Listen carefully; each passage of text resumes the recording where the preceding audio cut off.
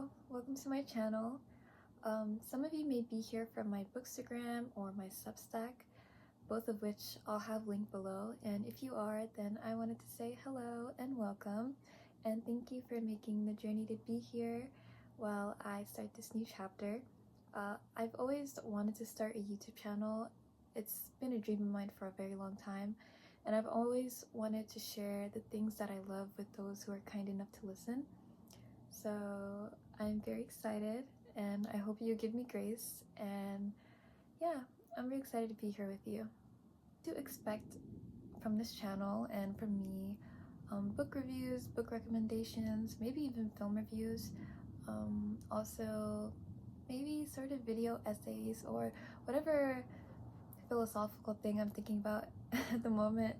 I'm also somebody who's doing postgraduate schooling right now, so I am attending courses and also doing some credential hours, so you might get maybe a day in the life or a study with me vlog, but ultimately, oh my god, that's embarrassing. But ultimately, I really want to make this little corner of the internet somewhere cozy and comfortable and a place where we can just have conversations about anything. I really want to create a little safe space here, and I hope you guys will join me on that journey. A little bit about me. I love to read, I love to write, I love to deep dive into words and media and see how that really speaks to me and the world around us. I think it's super important to look into these things because they affect us and they talk to our souls in such a way that we just won't catch at first. And with every word you read and every film you might watch, you're changed in some sort of way, and I think that's beautiful. So to get on to what this video is actually about, I wanted to share some reads that have been on my mind for a while now and just always seem to stay with me. Some of them I read years ago. One of them I literally read last week and I just fell in love with it, and I feel like I have to talk about it and share it with you guys. So I love to hear your thoughts about these, and if you ever do end up reading these, I would love to hear your thoughts about it. So starting off strong, we have White Nights by Fyodor Dostoevsky. Oh my goodness gracious, this book, pure emotion, top of my list. Number one thing I will always recommend. This novella follows a lonely man, a lonely dreamer, wandering the streets of St. Petersburg, Russia, and he's just lost in his thoughts until he runs into this lovely young woman named Nastenka. And just over the course of a few nights, him and Nastenka form this deep, almost unreal connection. And they talk about love, and they talk about longing, and they talk about the ache of being unseen in the world around them. And oh my goodness, it's so touching. I would describe the atmosphere in this short story as dreamy, melancholic, and achingly beautiful, as well as tragically romantic. Dostoevsky really captures that feeling of wanting something that's just out of reach. You know, it's like a love that was faded but was never really meant to last.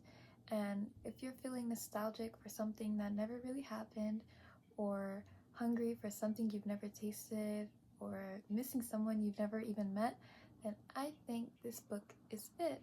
It's short, it's emotional, and it really just stays with you. So, highly recommend. This book on our list is Intermezzo by Rooney.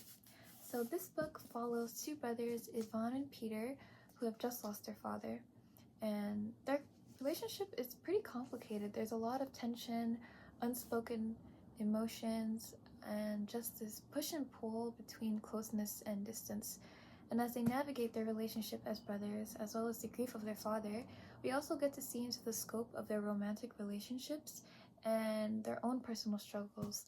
And in the midst of all that, we get these quiet but gut-punching moments that Rooney is so good at writing. On our list, we are going to be talking philosophy. And before I even get into this, I'm going to put the title of the book right here that I have, because whenever I try to say the full title on screen, I just butcher it, and it takes way longer than it needs to. So you guys got that? I hope you guys can forgive me.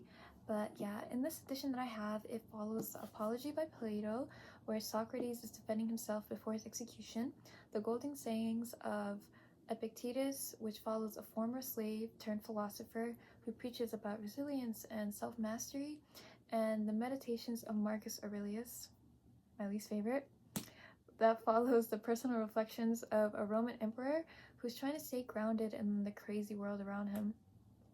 And yeah, these three names, Socrates, Epictetus, Marcus Aurelius, three prominent names, centuries, years apart, but their ideas today are still very relevant.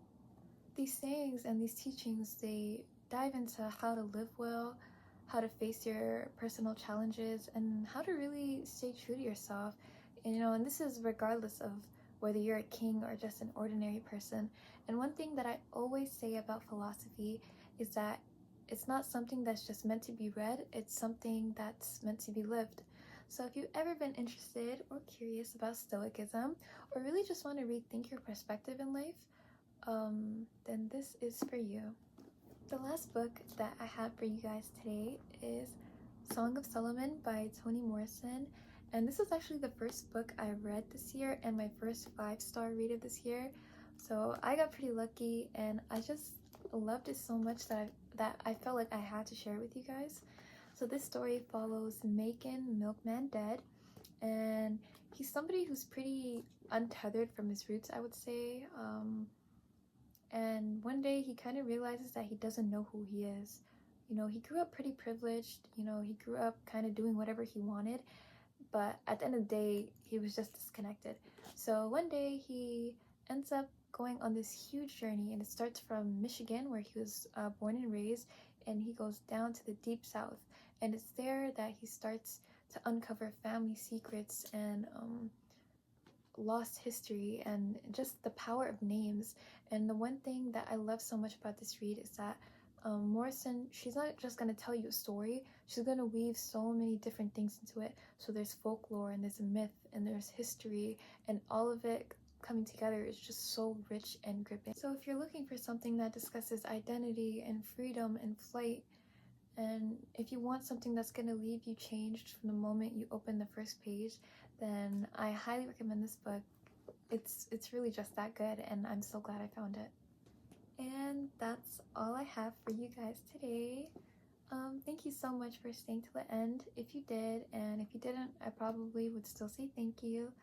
I'm really excited to see where this takes me and to share more parts of what I love with you guys. I'm really grateful for this opportunity, and I'm very, very appreciative of you, and I love you, and I hope you're doing good.